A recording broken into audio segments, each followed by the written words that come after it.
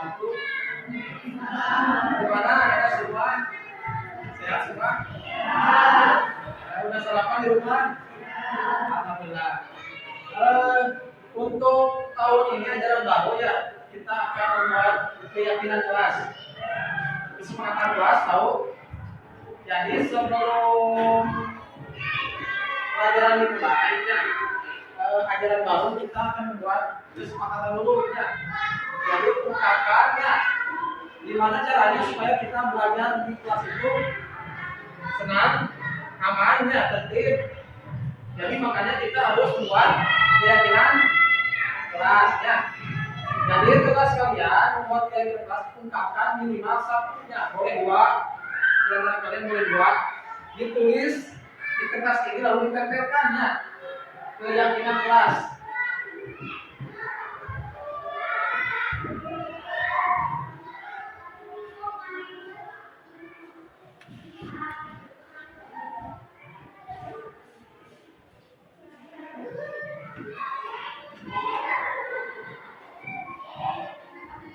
Nanti kalau sudah Anda semua bikin keyakinan kelas, nanti akan ditunjukkan tabel untuk kelas keyakinan kelas juga. Kemudian sekarang kalian kita lihat boleh satu atau dua.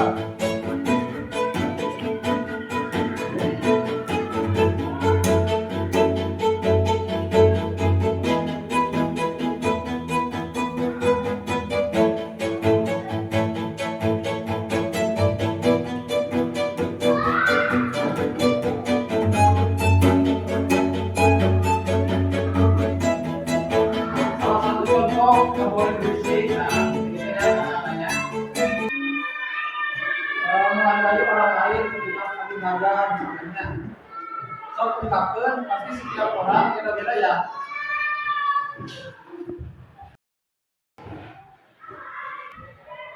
Datang ke sekolah tepat waktu misalkan.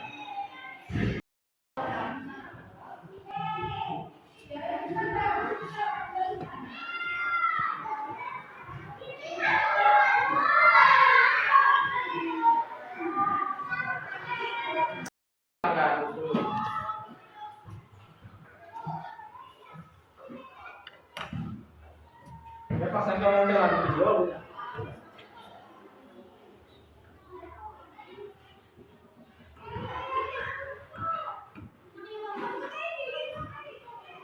Nanti akan disatukan buat keyakinan kelas tentunya. Keyakinan kelas 5, contoh seperti kayak di sini. Keyakinan kelas 5. Nah, nanti akan disusun. Mana dulu dan nomor 1, misalkan ada 6, ada 6 keyakinan. Jadi antara guru dan murid itu mempunyai kesepakatannya. Nah, nanti anak data pas naik kelas 6, misalkan. Nah, nanti guru sama murid kelas 6 itu membuat kesepakatan dulu. Jangan kadang tahun per semester misalkannya. Keyakinan kelas semua aturan. Bebas mengungkapkan pendapat misalkan. Ya, menghargai guru ketika berbicara di depan, menghargai sama teman. Banyak. Kalau ke toilet meminta izin misalkannya. Kalau waktu jam istirahat tidak bermain di dalam kelas misalkan ya. Yang katanya coba ditempel ke papan tulis. Ayo, udah langsung maju. Ditempel sini di mana besok? Bagus.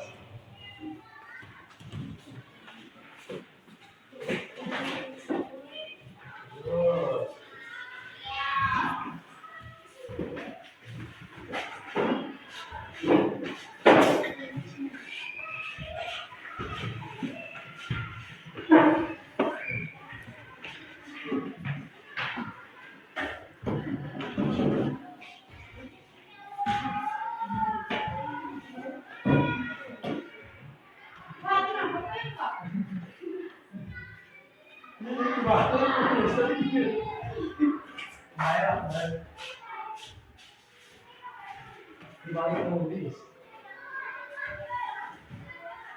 Tulisan di balik.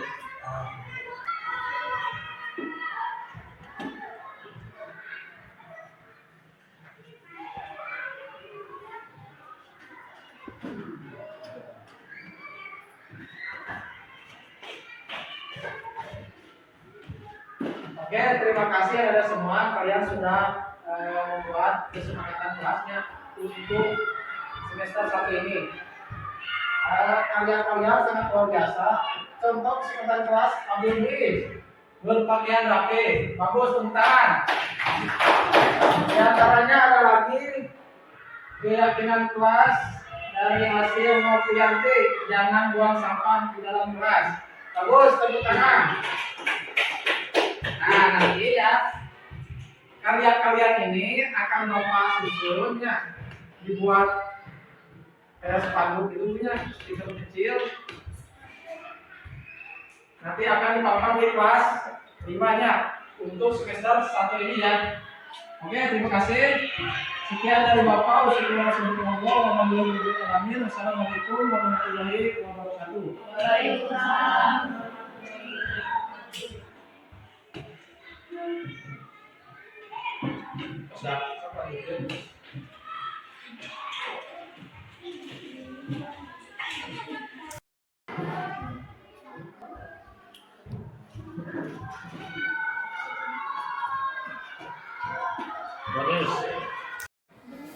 Assalamualaikum Pak.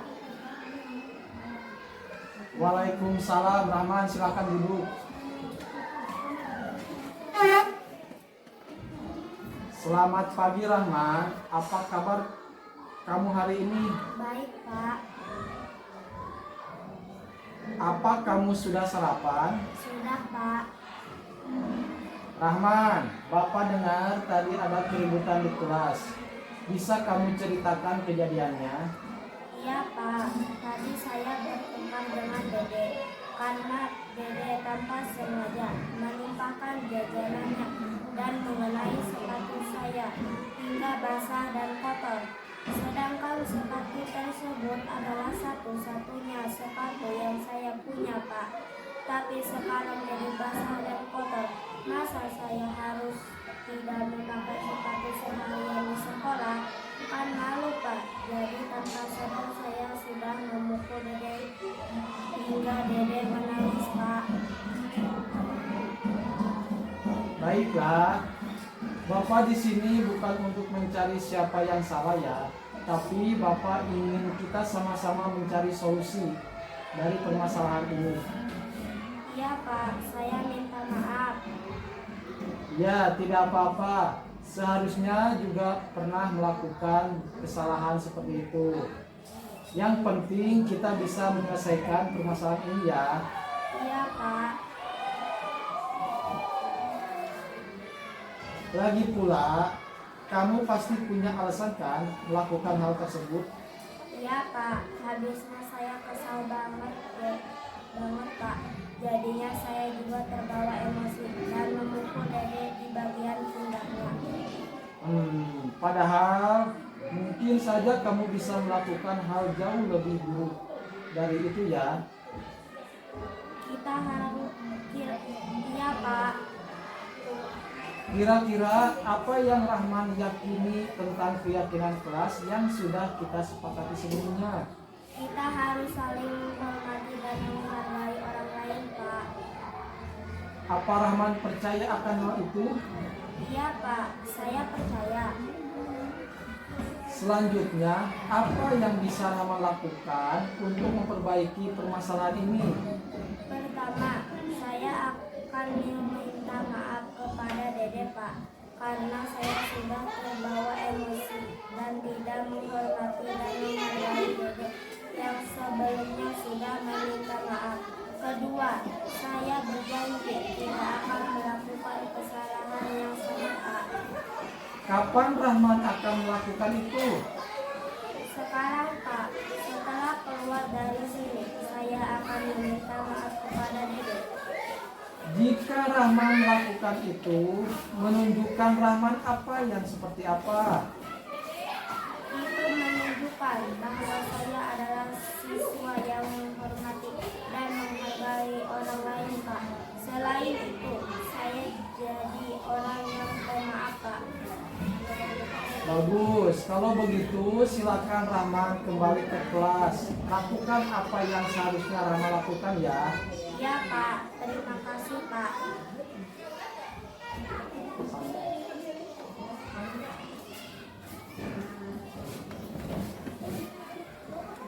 warahmatullahi wabarakatuh. Terima kasih Pak Robi sudah mengingati saya. Saya akan memperbaiki kesalahan saya. Terima kasih. Wassalamualaikum warahmatullahi wabarakatuh.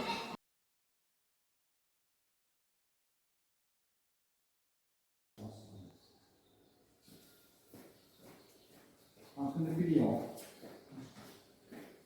Sekarang langsung video. Tes. Bismillahirrahmanirrahim. Assalamualaikum warahmatullahi wabarakatuh.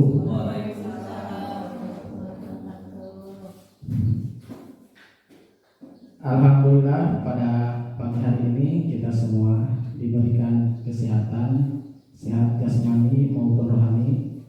Terima kasih kepada Bapak Kepala Sekolah dan Bapak Ibu Guru SD Negeri Nempel yang telah menyempatkan waktunya dalam situasi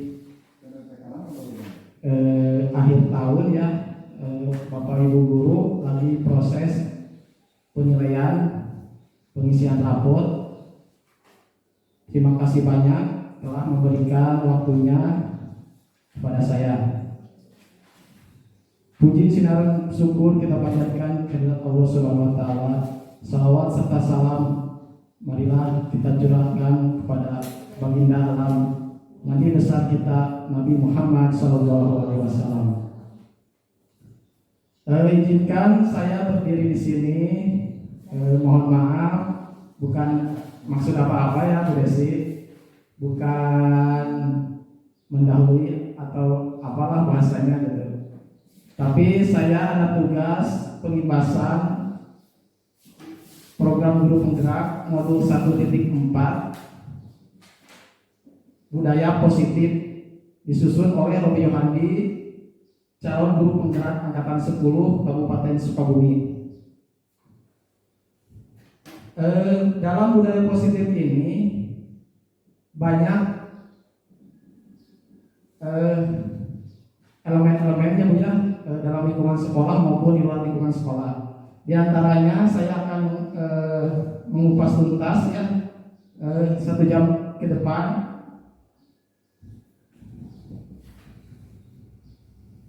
Nah,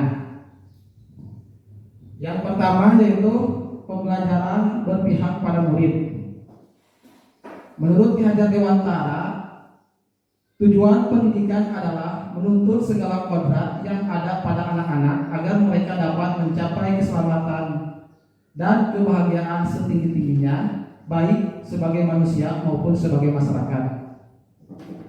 Jadi Ki Hajar Dewantara itu yang mencetus, yang mengemukakan pendidikan anak itu sesuai dengan kodratnya ya. Kodrat alam maupun zaman. Kadang-kadang kita sebagai guru atau pendidik memaksakan pada murid tersebut gitu ya.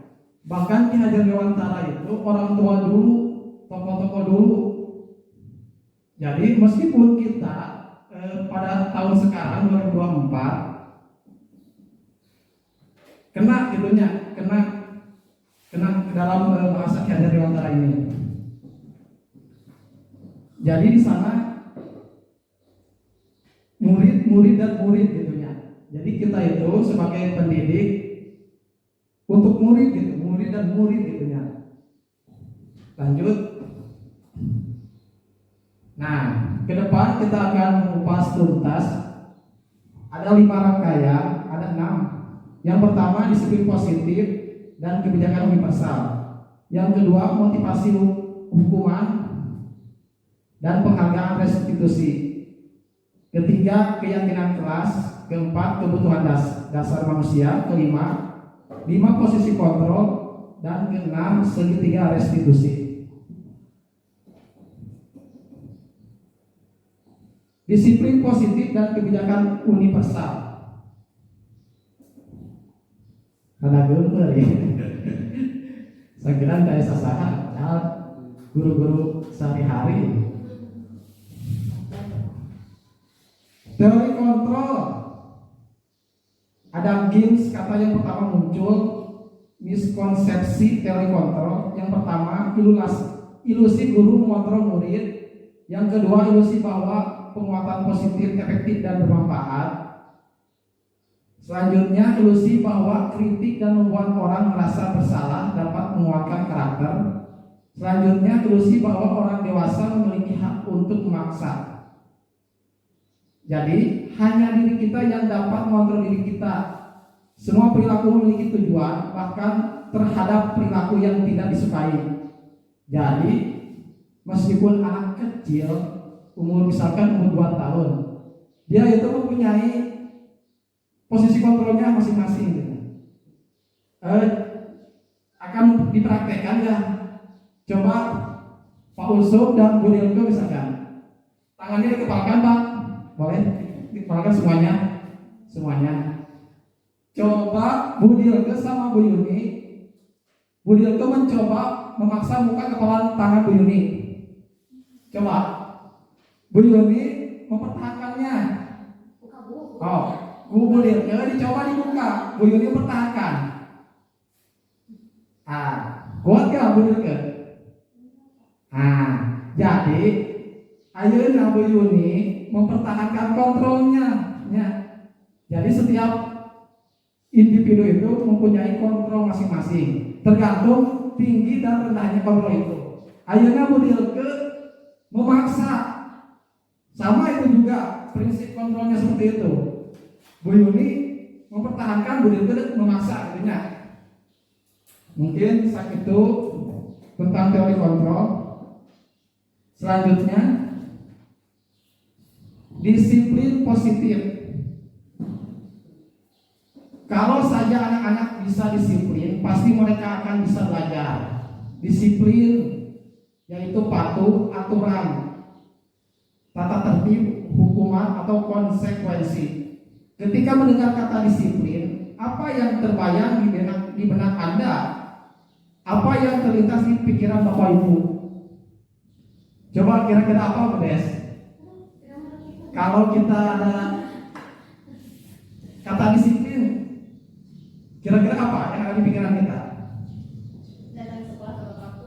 Nah, diantaranya kalau murid datang sekolah tepat waktunya. Terus setuju pisan? Disiplin patuh terhadap aturan yang diaturkan dalam suatu lembaga atau di suatu tempat. Ya, setuju 100%. Disiplin adalah mematuhi terhadap aturan. Kalau kita sebagai murid berarti mematuhi terhadap aturan yang ada di sekolah maupun di kelas.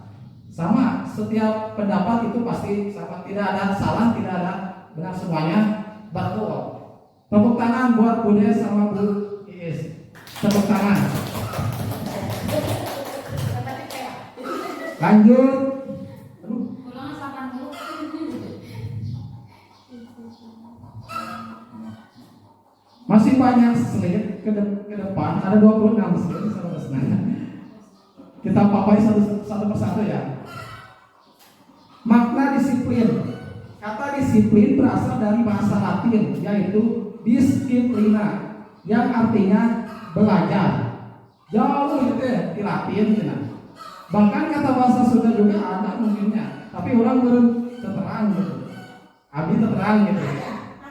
Patuh. Terus kata disiplin juga berasal dari akar kata yang sama dengan disiplin atau murid atau pengikut. Untuk menjadi seorang murid atau pengikut, seseorang harus paham betul alasan mengapa mereka mengikuti suatu aliran atau ajaran tertentu. Sehingga motivasi yang terbangun adalah motivasi intrinsik, bukan ekstrinsik. Sebagai pendidik, tujuan kita adalah menciptakan anak-anak yang memiliki disiplin dari sehingga mereka bisa berperilaku dengan mengacu pada nilai-nilai kebajikan universal dan memiliki motivasi intrinsik, bukan ekstrinsik. Itu menurut Ki Hajar Dewantara. Lanjut. Kebijakan universal. Ki Hajar Dewantara maupun Diane Gosen mengartikan disiplin sebagai bentuk kontrol diri, yaitu belajar untuk mengontrol diri agar dapat mencapai satu tujuan mulia. Nah, seharusnya belajar itu bahkan dari sananya juga menurut kita sebagai umat Islam, belajar itu dari mulai masa kandungan sampai kuliah lahirnya, kalau nggak salah. Nah, ini juga sama menurut teori-teori leluhur kita. Jadi untuk mencapai tujuan yang mulia, kebahagiaan artinya kedepannya apa lagi? Kesuksesan. Nah, jadi akhirnya orang capek berangkali misalkan dari mulai ayat PAUD, ayat TK, ayat SD, S1, S2 dan lain-lainnya. Berarti kurang naon ngejar ilmunya untuk mencapai apa? Mencapai kesuksesannya. Nah, adapun meskipun kita jauh-jauh mencari ilmu misalkan ke luar negeri misalkannya, adapun hasilnya kembali lagi kepada Sang Maha Penciptanya. Orang sukses itu naon pangitan tergantung nasib sareng takdir orang gitu. Tujuan mulia di sini mengacu pada nilai-nilai atau prinsip-prinsip mulia dianut seseorang. Kita namakan nilai-nilai tersebut sebagai nilai-nilai kebajikan atau virtues yang universal, yaitu nilai-nilai kebajikan yang disepakati bersama, lepas dari suku bangsa, agama, bahasa maupun latar belakangnya. Nah, disiplin, bertanggung jawab, mandiri, kreatif, berakhlak mulia, atau display kreatifnya, menghargai, menghormati, dan lain-lain. Banyak kata disiplin itu artinya banyaknya. Terus profil pelajar Pancasila, ada beberapa elemennya dalam profil pelajar Pancasila. Beriman, bertakwa kepada Tuhan Yang Maha Esa dan berakhlak mulia, mandiri, pengalaman kritis, bergotong royong, kreatif. Nah, kemarin kita telah membuat visi ya, Budes. Ya, PKS. Cara membuat visi. Kadang kita di dalam visi itu diborong gitunya. Borongan, segala ayat. Royong berkala kritis, bergotong royong. Padahal udah satu kata aja. Profil pelajar Pancasila. Gitu. Yang berharap sebagai profil pelajar Pancasila. Udah di dalamnya ada berilmuan, bertakwanya. Nah, tujuan mulia dari penerapan disiplin positif adalah agar terbentuk murid-murid yang berkarakter, berdisiplin, santun, jujur, peduli, bertanggung jawab, dan merupakan pembelajar sepanjang hayat sesuai dengan standar kompetensi lulusan yang diharapkan. Nah, jadi di Indonesia memiliki standar kompetensinya. Ayeuna orang misalkan nilai teh minimal 70-nya itu menentukan kelulusan misalkan kenaikan, itu berarti standar kompetensinya. Lanjut.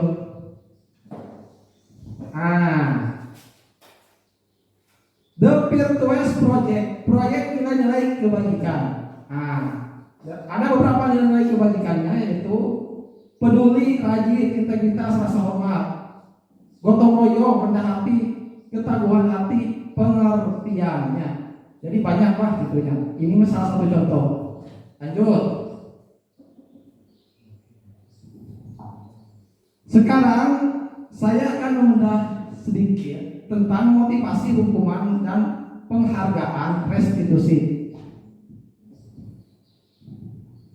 Teori motivasinya, sebagai seorang guru, saat Anda hadir mengajar di kelas tepat waktu, motivasi apa yang mendasari tindakan Anda? Nah, kira-kira kita kalau datang nyubuh misalkan ya, ke sekolah, datang ke masuk kelas tepat waktu, apakah ada motivasi? Coba kira-kira.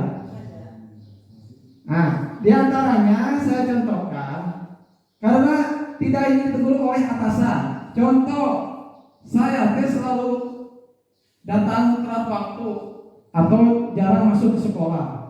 Nah, kadang-kadang saya juga datang tepat waktu karena ada motivasi. Bisa wae secara tidak langsung berarti lupakan atasan misalkannya. Yang pertama, karena tidak ingin ditegur oleh atasan. Yang kedua, ingin mendapatkan pujian dan penghargaan dari atasan. Terus yang ketiga, ingin menjadi orang yang menghargai waktu, menghargai diri Anda sendiri sebagai teladan bagi murid-murid. Nah, yang paling kena mungkin yang ketiga ya, Bapak Ibu. Kalau ingin mendapatkan pujian dan penghargaan dari atasan, itu mah tergantung hati masing-masing seorang pengajar, teman.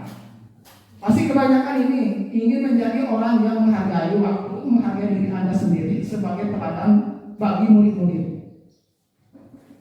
Yang ketiga, motivasi perilaku manusia untuk menghindari ketidaknyamanan atau hukuman, atau untuk mendapatkan imbalan atau penghargaan dari orang lain, atau untuk menjadi orang yang mereka inginkan dan menghargai diri sendiri dengan nilai yang mereka percaya. Nah, jadi perilaku manusia, khususnya saya misalkannya, pasti mempunyai motivasi gitu.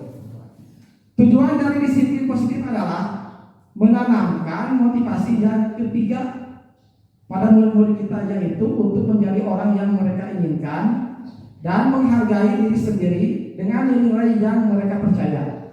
Lanjut.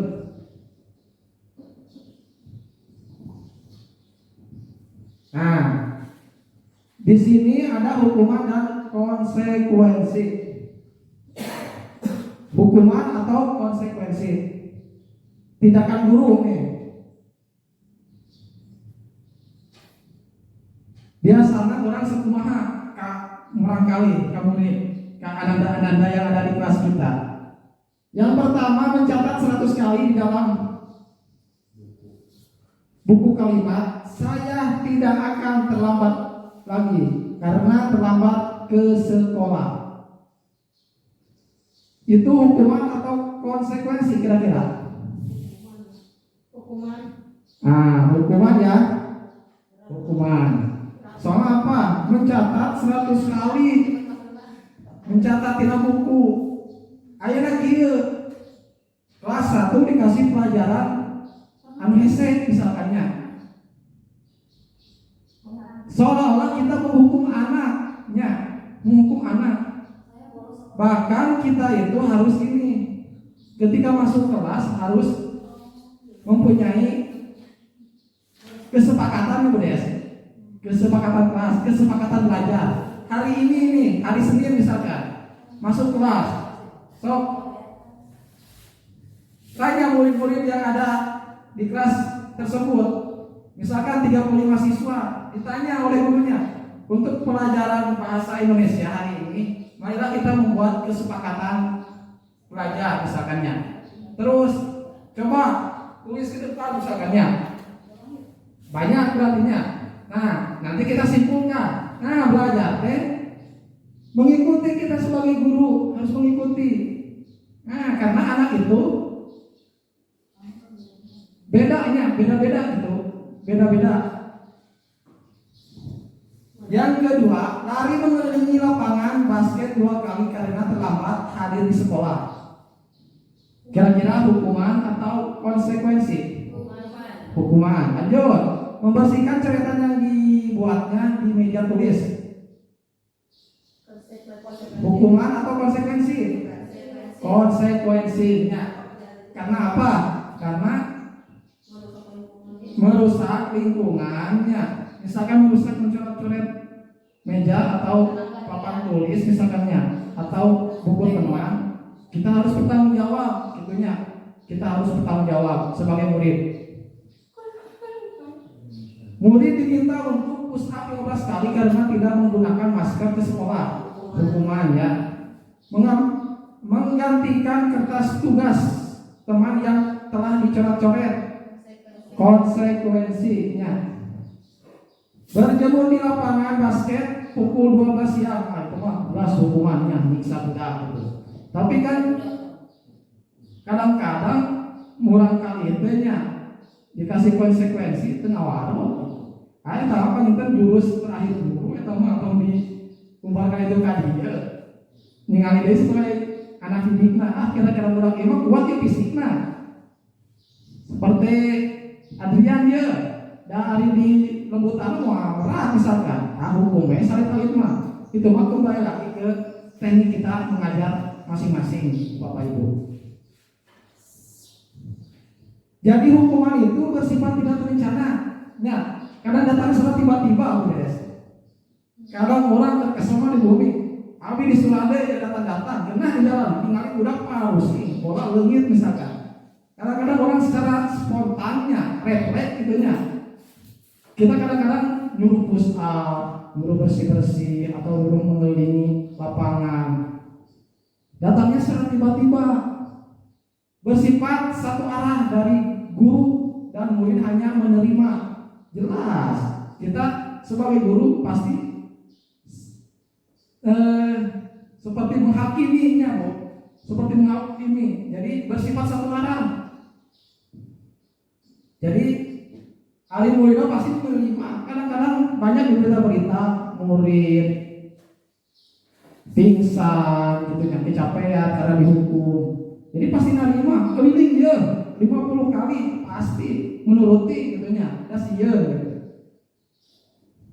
Tanpa kesepakatan lagi. Jelasnya berupa fisik maupun psikis. Nah, kadang-kadang kan orang main fisik, mungkin di kita mah tidak ada untuk tahun-tahun sekarang, untuk tahun-tahun zaman sekarang mah tidak ada, karena Zaman usuk boleh mau dia. nah kalau zaman saya dulu, zaman Pak Uso di Japreta, terutama di sini ada, mohon maaf, ada guru saya sendiri, Ibu Iis di sini. Saya diajar oleh Ibu Iis seperti itu, kelas 3-nya, kelas 4 pernah gitu. Pasti sekali lagi pernah gitu punya. Terasa gitu, bahkan ingat gitu. Bahkan ingat. Jadi akhirnya naon? Nerap gitu, nerap ke orangnya. Jadi ilmu-ilmu yang diajarkan oleh gurunya itu nerap. Kadang-kadang sekarang mah ketika anak dihukum, kadang-kadang dodoni gitunya, ngadu ke orang tuanya. Akhirnya apa? Datang ke sekolah orang tuanya, pedok di orang mah. Pepedeng-pengan, preman gitunya. Teu narima. Konsekuensi bersifat terencana disepakati. Umumnya dibuat oleh guru sekolah. Murid menerima jika melanggar, umumnya berdasarkan data terukur. Jadi konsekuensi lebih bijaknya, lebih bijak karena ada kesepakatan. Jadi kita membuat kesepakatan di PP. Kalau orang melanggar dia murid, bakal kumaha. Nanti kita kena dikena murid. Kenapa kamu melanggar ini? Karena saya nakal, karena saya jahil misalkan. Ya kenapa jahil? Kan udah ada kesepakatannya gitu. Nah, nanti murid itu merenung sendiri di dalam pikiran hatinya itu merenung sendiri. Akhirnya murid pasti nurut gitunya, pasti sesuai harapan kita sebagai guru daripada kita menghakimi sendiri. Jadi 1 jam ke depan masih kayak banyak Pak. Kami kurang sama nih misalkan mau ke upload gitu ditolak ke sistem videonya. Ada penghargaan, dihukum oleh penghargaan, pengaruh jangka pendek dan jangka panjang. Penghargaan tidak efektif, penghargaan merusak hubungan, penghargaan menurunkan kualitas, penghargaan mematikan kreativitas, penghargaan menghukum. Jadi menurut teori anak dikasih penghargaan, kadang-kadang membuat anak itu tidak percaya gitu ya, membuat anak itu malas kadang-kadang menurut teori. Tapi kadang-kadang orang kan dikasih motivasi kan bagusnya, tapi nggak tahu ya kita gitu. Nah, jadi kadang-kadang dia suatu siswa dikasih bintang 5 misalkan, Nah, jadi dia itu rajinnya karena mau dikasih bintang 5. Karena kalau tidak dikasih, dia itu apa? Malas gitunya. Nah, jadi penghargaan itu kalau kita tidak tepat pada tempatnya misalkannya, jadi bisa jadi dengan cara penghargaan itu pasti menghukum gitu ya. Saat kita berulang kali menjanjikan hadiah kepada anak-anak agar berperilaku bertanggung jawab, atau kepada seorang murid agar mempelajari sesuatu yang baru, atau kepada seorang karyawan agar melakukan pekerjaan yang berkualitas, kita sedang berasumsi mereka tidak dapat melakukannya atau mereka tidak akan memilih untuk melakukannya. Alpikon. Nah, menurut Alpikon, bukan orang mana ya? Jadi kadang-kadang kita itu ngasih penghargaan, kadang-kadang kita berasumsi oh dia itu tidak bisa gitu ya. Menurut teori Alpikon, penghargaan maupun hukuman adalah cara-cara mengontrol perilaku seorang yang menghancurkan potensi untuk pembelajaran yang sesungguhnya. Menurut Kohn, secara ideal tindakan belajar itu sendiri adalah penghargaan sesungguhnya.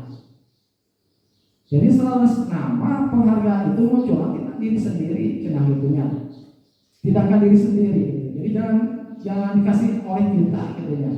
Tapi kan mau rame bang ditanya sebagai murid dia. Perlombaan ya, harganya sekian, hadiah. Karena orang kan bulan kalinya gitu ya.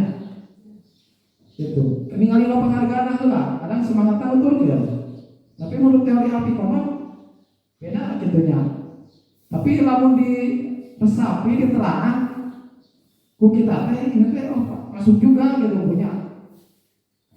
Jadi ningalilah situasi dan kondisinya menurut Alpikon. Restitusi sebagai seorang guru, ketika murid Anda melakukan kesalahan, tindakan mana yang Bapak Ibu lakukan? Kira-kira kalau ada murid melakukan kesalahan, menunjukkan kesalahannya dan memintanya melihat kesalahannya baik-baik, mengatakan kamu seharusnya tahu bagaimana kamu seharusnya bertindak. Mengingatkan murid Anda akan kesalahannya yang sama di waktu sebelumnya. Bertanya padanya, kenapa kamu melakukan sesuatu yang seharusnya tidak kamu lakukan? Mengkritik dan mendiamkannya. Kira-kira mana? Anu terakhir nanya. Kira-kira kemana terakhir? Mengkritik dan mendiamkannya. Bagus nggak sebagai seorang guru seperti itu? Bagus ya. Yang bagus sekolah SD itu kurang tepat. Sebab apa yang maksud dengan kritik itu kan ada yang kritik membangun, ada yang kritik yang menjatuhkan. Sementara anak bisakah menerima kritikan kita? Pada saat anak tidak bisa menerima kritikan kita, anak kan bisa penuh merasa dijatuhkan, merasa dipermalukan oleh gurunya, sehingga anak malas untuk mengerjakan sesuatu pada saat guru itu memerintahkannya. Itu banyak ya. Betul. Jadi betul sekali kalau anak melakukan kesalahan dikritik oleh guru, jadi lihat dulu anaknya gitu ya. Kalau anaknya babari pulung atau naon, jangan terlalu pedas gitu ya. Akhirnya apa? Tujuan kita sebagai guru mengkritik bagus niatan kita. Tapi kan anaknya beda gitu ya. Beda. Dengan guru mereka jauh gitu. Sama apa yang murid kerjakan itu hampir semuanya benar. Pada saat mereka melakukan kesalahan tetap benar salah. Dan kita mesti mengaku walaupun hanya terhadap diri kita sendiri. Ya. Aku yang salah bukan mereka gitu kan. Ya. Gitu. Itu di kurikulum mereka. Ya, di kurikulum mereka itu kadang-kadang serba salah dulunya. Nah, kadang ketika siswa melakukan kesalahan, jadi kadang-kadang asumsinya kita yang salah gitu ya. Padahal tidak gitu ya. Tetap segala sesuatu yang ditempuh siswa, yang dilakukan siswa yang sifatnya negatif misalkannya dalam tanda kutip, pasti kenanya ke guru ya, pasti salah gitu guru gitu. Jadi salah gitu ya. Lanjut aja ya, lanjut.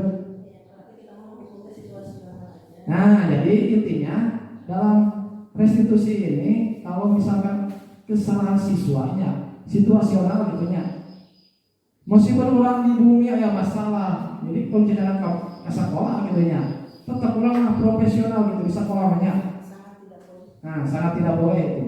Takutnya apa? Takutnya ada hal-hal yang tidak diinginkan. Kalau pasal tera gitu, kumaha tera gitu nya. Dah.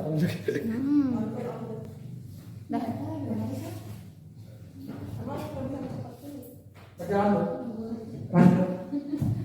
Jadi ada 5 kebutuhan dasar manusianya. Seluruh tindakan manusia begitu juga tertentu.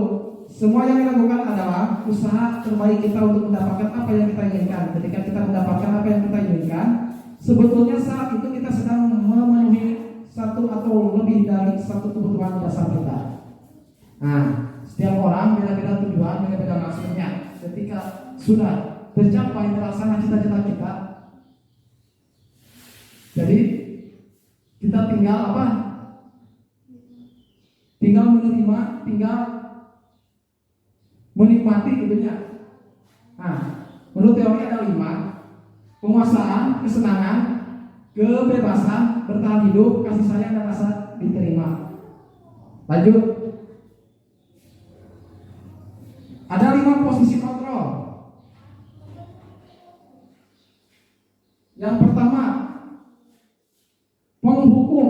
Seorang menghukum bisa menggunakan hukuman fisik maupun verbal.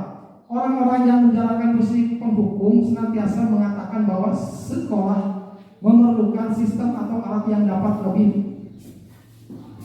menekan murid-murid lebih dalam lagi. Guru-guru yang menerapkan posisi penghukum akan berkata, patuhi aturan saya atau awas, kamu selalu saja salah, selalu, pasti selalu, yang terakhir selesai. Guru seperti ini senantiasa percaya hanya ada satu cara agar pembelajaran bisa berhasil, yaitu cara dia. Jadi karakter guru seperti ini, karakter guru penghukum, kita gitu kata-katanya pasti berhasil gitunya. Itu juga tidak menutup kemungkinan kalau keberhasilan atau tidaknya gitunya. Itu dengan cara sendiri. Guru terhadap murid sebagai teman misalkan. Guru di posisi teman menggunakan hubungan baik dengan hormat untuk mempengaruhi seorang. Mereka akan berkata, ayo bantulah, demikian Bapak ya, demi Bapak ya. Ayo ingat, tidak bantuan Bapak selama ini. Ya, sudah kali ini tidak apa-apa, nanti Ibu bantu bereskan. Nah, hal negatif dan posisi teman adalah bisa suatu saat guru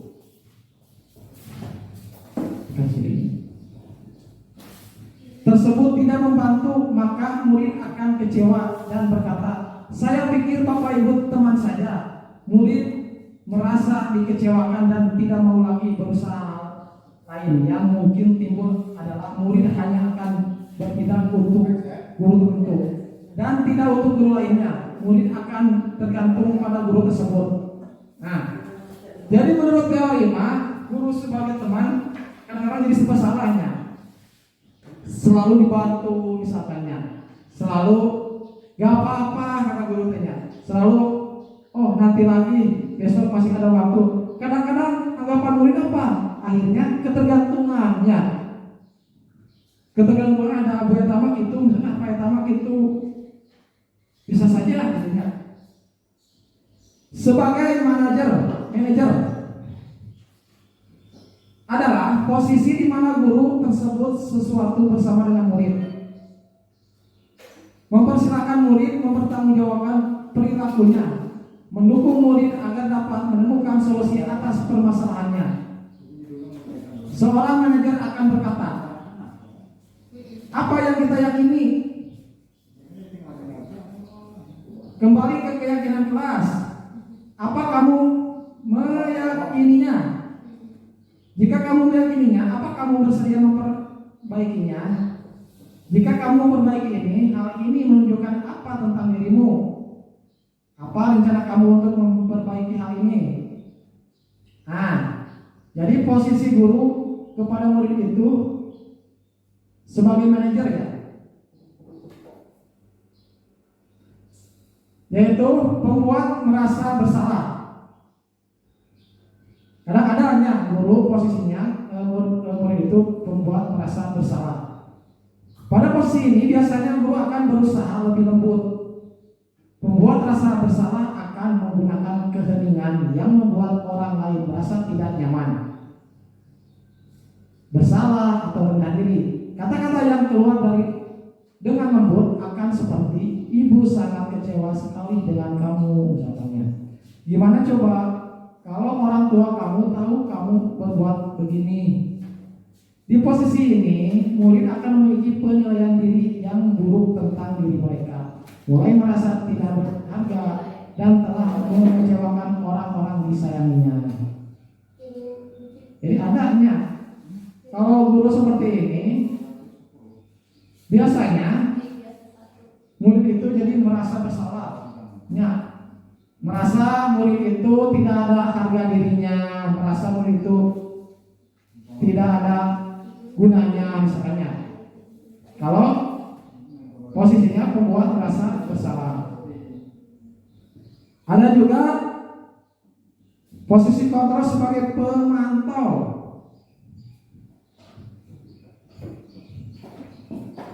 Posisi pemantau berdasarkan pada peraturan dan konsekuensi dengan menggunakan sanksi konsekuensi kita. Kita dapat memisahkan hubungan pribadi kita dengan murid sebagai seorang yang menjalankan posisi pembantu. Pertanyaan yang diajukan seorang pembantu atau pemantau. Peraturannya apa? Apa yang telah kamu lakukan? Sanksi atau konsekuensi apa? Nah, jadi kalau posisi sebagai pembantu itu ya pertanyaannya. Peraturannya apa? Apa yang telah kamu lakukan? Sanksi apa, konsekuensi apa, misalnya terhadap murid. Kalau bedah kasus kan misalkan ada seorang murid yang nakal misalnya dipanggil gitu ya, kita sebagai pemantau gitu. Lanjut.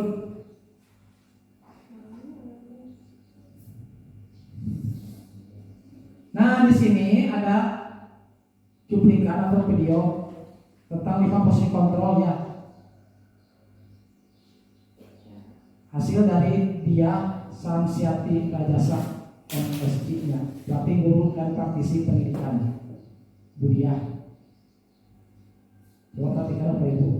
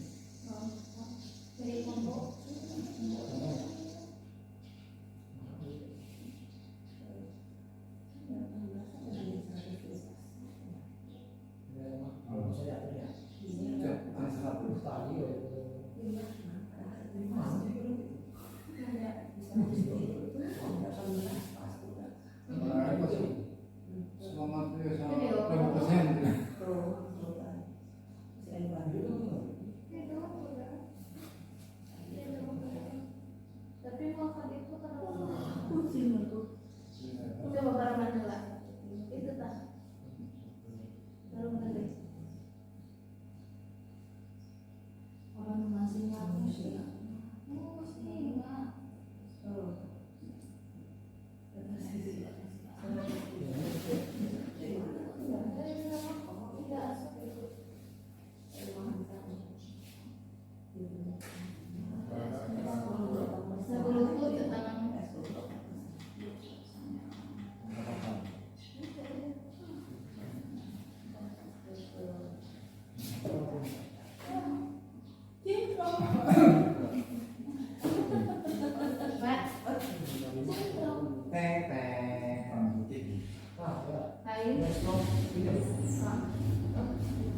Ini combo.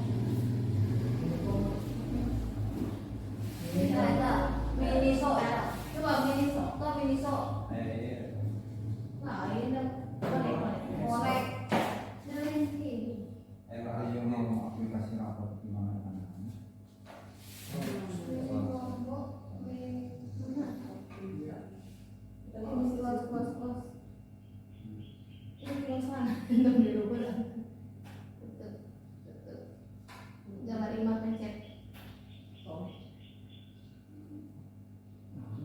Nah, itu.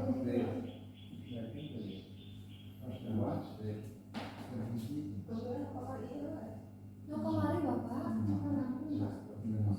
Kopi dulu tuh. Di kopi kan. Kemarin ada umur semester 5 yang masih rasanya Pak.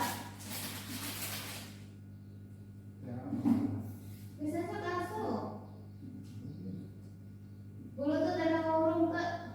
Tarman bulutu. Saya mau bulutu itu. Kan nyata itu kadang-kadang kuya terkena asu. Oh, kemarin asup kok. Mengapa itu tuh tidak nyambung di mana-mana? Iya, tanggalnya lagi. umur mah. Lanjut coba. Nanti betul teh. Ya, kalian mantek ternyata. Asup ya, asup saja. Ya. Ada. Oke, jadi oke. Mananya? Ada tadi. Uma? Oh, nanti apa ini? Kopi gula ada dua.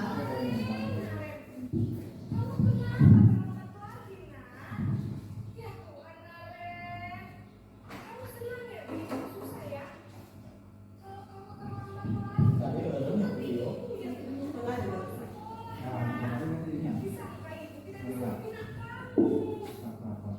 Siswa hari ini di rumah.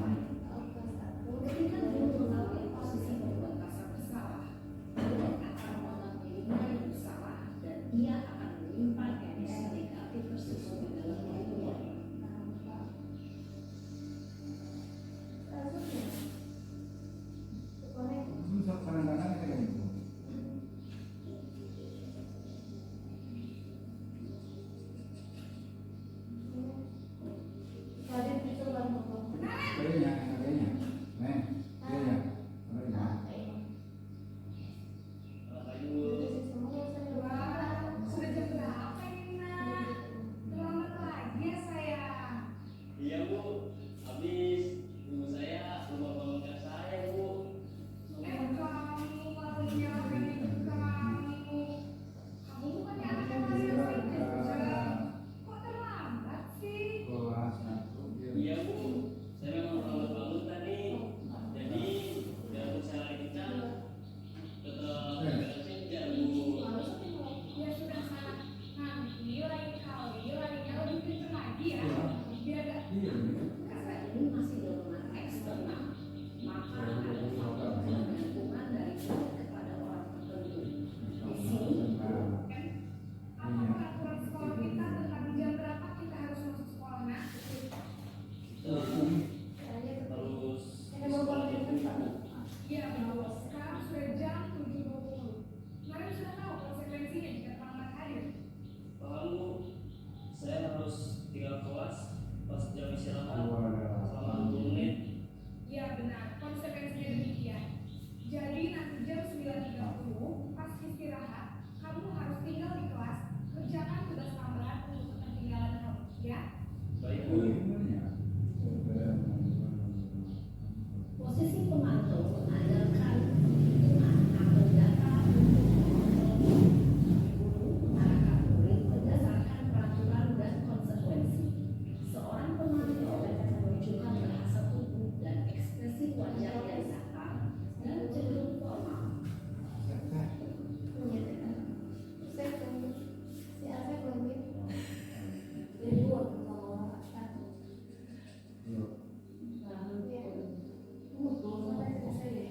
Nah, Bapak Ibu ini sebagai manajer ya.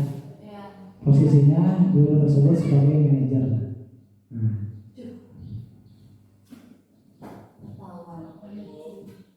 Selamat pagi, Naren. Maaf Bu, saya terlambat. Iya, sekolah masuknya jam 7, sekarang sudah jam 7.20. Jadi sekarang bagaimana ini, Naren? Maaf Bu, saya lupa start alarm saya semalam. Baiklah, menurut kamu, keyakinan sekolah yang mana yang perlu kamu tingkatkan? Menghargai diri sendiri dan orang lain mungkin ya Bu. Setuju. Jadi, apakah Naren meyakini prinsip saling menghormati tersebut? Iya Bu, saya meyakininya. Apakah Naren bersedia memperbaiki masalah keterlambatan ini? Bersedia Bu. Bagaimana kamu akan perbaiki masalah keterlambatan ini? Saya akan coba untuk tidak lupa menyetel alarm saya Bu. Baik, kalau Naren lupa menyetel alarm di rumah, ada orang yang kira-kira bisa bantu mengingatkan tidak? Ada Bu, kata saya, Kak Emma. Ada lagi selain Kak Emma? Selain Kak Emma, ada ibu saya. Baik, jadi yang mengingatkan Naren adalah Kak Emma dan ibu kamu ya. Kira-kira akan mulai start alarm kapan nih, Naren? Setelah pulang sekolah, akan segera saya lakukan. Baik, jadi Naren akan setel alarm untuk bangun besok pagi dan akan diingatkan oleh kakak dan ibu Naren ya. Ada lagi yang mungkin perlu dilakukan Naren agar tidak terlambat bangun lagi. Tidak ada Bu. Baik Naren, terima kasih untuk kerjasama kamu. Sekarang kamu perlu kembali ke kelas. Baik Bu, terima kasih. Posisi manajer adalah posisi kontrol yang disarankan untuk membimbing murid memiliki sikap disiplin. Tidak emosional. Yaitu Jadi tinggal istirahatnya gerendet deh. Nggak kebanyakan itu emosional. tujuan dari Kok masih posisi paisa? Tuh, bukannya aja teror dia. Kenapa? guru akan Tuh, apa sih kok? Naik. Tinggal itu kan dari situ. dan mencari sebuah solusi untuk menyelesaikan. Ibu dan bapak guru harap setelah mengamati adegan kelima posisi kontrol tadi, kira-kira posisi mana yang Perubahannya maksudnya posisi mana yang dapat menunjang Besarnya, kesakitan, makan sinar, jatuh ke bumi.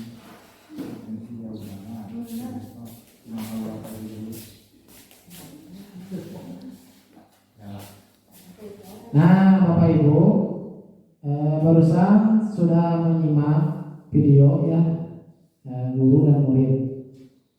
Nah, kira-kira mana posisi kontrol kita terhadap murid? Sebagai pembukunkah, temankah, manajer, pembuat rasa bersalah, pemantau?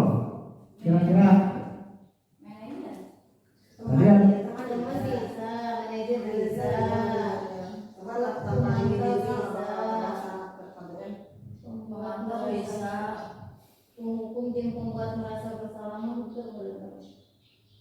Jadi yang paling efektif ya kira-kira sebagai pemantau, teman dan manajer yang mungkin ya antara tiga itu gimana?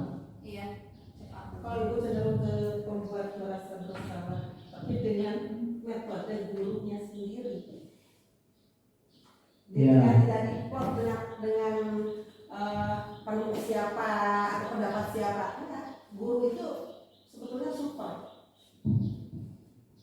Bisa melakukan apapun untuk kebaikan, baik itu kebaikan siswa ataupun kebaikan diri sendiri. Jadi apa yang mau guru dan siswa baik pasti dilakukan, kan? Membuat merasa bersalah juga bisa dilakukan oleh guru. Ya. Caranya sendiri. Jadi intinya dalam 5 posisi kontrol guru ini ya semuanya masuk ya situasional mungkin ya tergantung ayeuna kan murid berarti misalkan 25 nah contohan 5 kan masuk orang dimasukin ke posisi dia misalkan yang 5 orang dimasukkan karena posisi pembuku atau teman atau manajer dan pemantau ya lanjut. Sebab latar belakang Nah sesuai siswanya gitu latar belakangnya ya, karena latar belakang siswa itu sangat bedanya tingkat kecerdasan siswa, kemampuan siswa itu sangat berbeda. Kembali lagi kita sebagai guru gimana caranya gitunya supaya siswa tersebut bisa gitunya gitu. Nah, selanjutnya ada segitiga restitusinya. Dalam budaya positif ada segitiga restitusinya.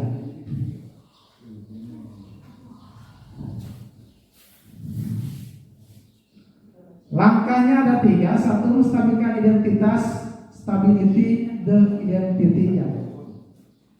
Yang kedua, validasi tindakan yang salah. Yang ketiga, menanyakan keyakinan. Ya. Jadi teori kontrolnya kita semua akan melakukan hal terbaik yang bisa kita lakukan, ya, menstabilkan identitas. Terus semua perilaku memiliki alasan, ya, harus divalidasi tindakan yang salah. Menanyakan keyakinan kita semua memiliki motivasi, ya. Jadi ketiga strategi tersebut dipresentasikan dalam 3 sisi segitiga restitusi, ya. Langkah-langkah tersebut tidak harus dilakukan satu persatu secara kaku, ya Bapak Ibu. Banyak guru yang sudah menggunakan dalam berbagai versi menurut gaya mereka masing-masing, ya. Masing-masing, bahkan tanpa mengetahui tentang teori restitusi, ya. Jadi contohnya seperti ini, segitiga restitusi, ya. Kamu tentu punya alasan mengapa melakukan itu. Adakah cara lebih efektif untuk mendapatkan apa yang kamu butuhkan? Setiap orang pasti pernah melakukan kesalahan. Kamu bukan satu-satunya yang pernah melakukan. Terus keyakinan kelas apa yang telah kita sepakati? Terus kamu ingin menjadi orang yang seperti apa? Ya. Jadi validasi tindakan yang salah, menstabilkan identitas, menanyakan keyakinannya. Jadi dibuat seperti ini ya menurut para ahli. Segitiga restitusi. Lanjut. Nah, di sini ada video juga ya cuplikan penerapan tentang segitiga restitusi, ya.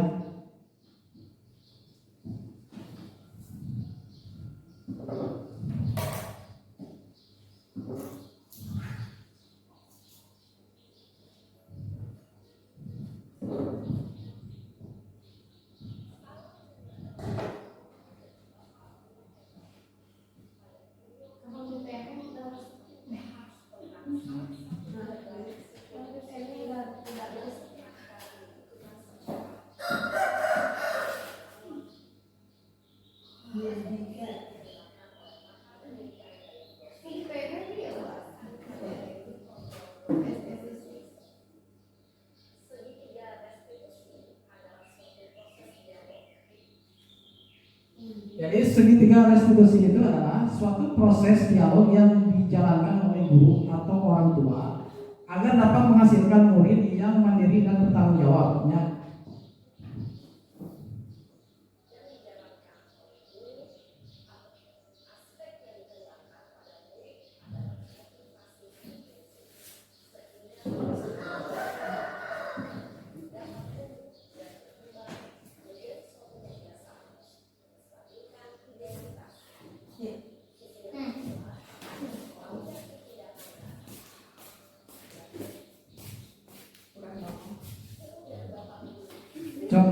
Contoh ini cuplikan. Nah, ya. Adegan ini direkam secara terpisah dan ya.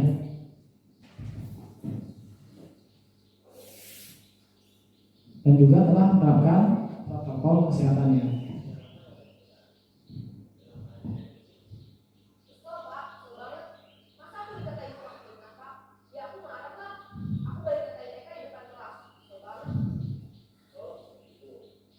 Nah, jadi ini menstabilkan identitas ya, menanyakan secara halus kepada siswa tersebut ya, dipanggil ke kantor gitu ya.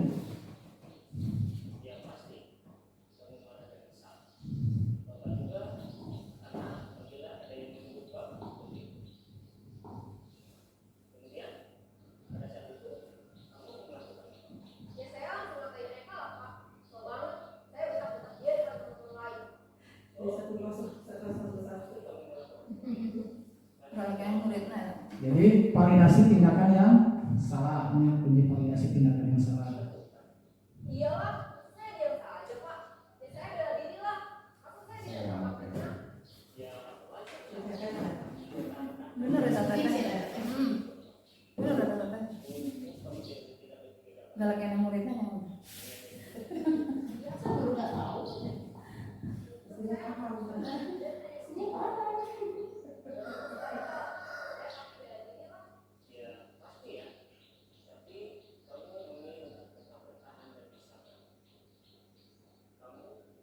Jadi kalau nggak ada mereka tanya tugas mereka.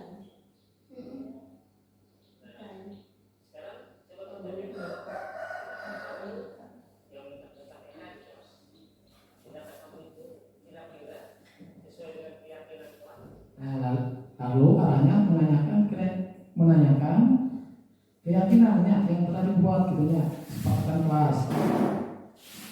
Contoh, tindakan kamu itu kira-kira sesuai dengan keyakinan kelas atau prinsip kamu tidak, misalnya.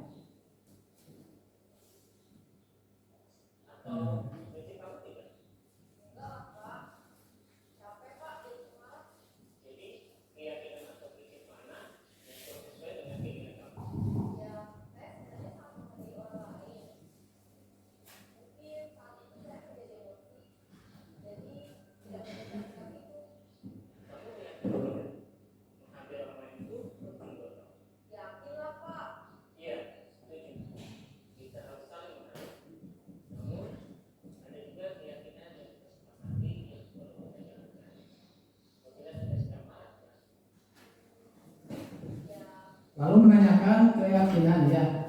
Jadi sejatinya anak itu mempunyai keyakinan yang positif gitu ya.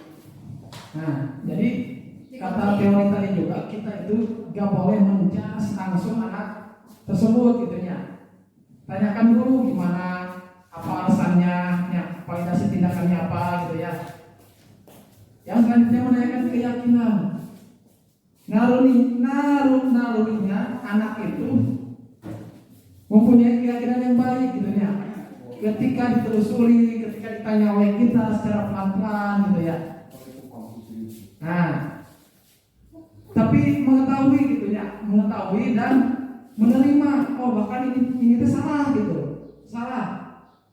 Dan pada akhirnya anak tersebut mengakui juga gitu ya, bahkan anak tersebut ingin meminta maaf gitu ya. Jadi kembali lagi ke peraturan kelas gitu ya. Bahkan tindakan anak tersebut emang salah gitu ya, mengakui. Sebenarnya kan kakak seseorang itu beda-bedanya. Apalagi misalkan anak SMA lagi jati dirinya lagi masa-masanya gitu ya. Jadi ketika ada apa-apa itu langsung gertak misalkan gitu ya.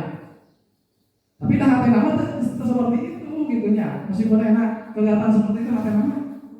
Semua orang juga pasti gitu. Lanjut.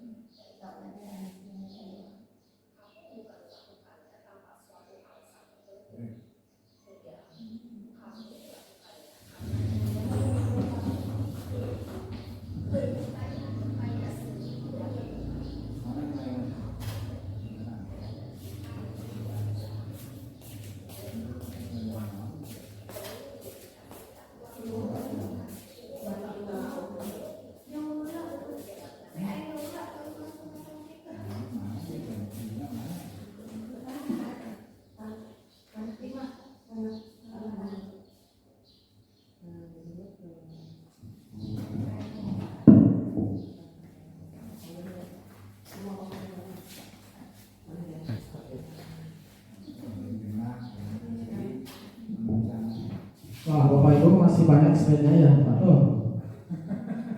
Ada berapa slide lagi nih? Waktunya dilakanya nih.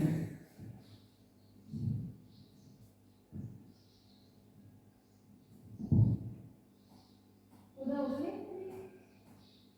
Jangan pakai data. Oh, jangan pakai dia. Tadi kan isinya putus.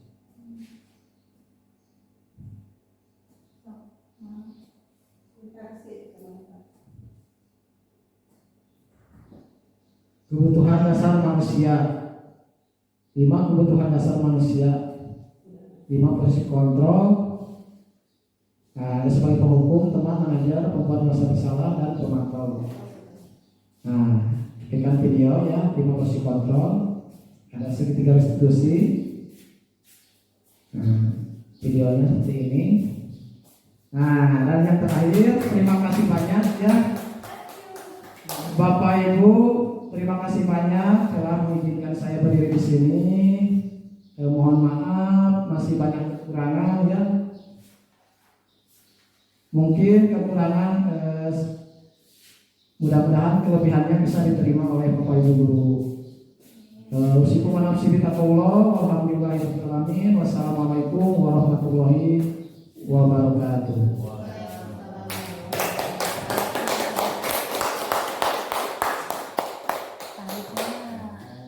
Salatu.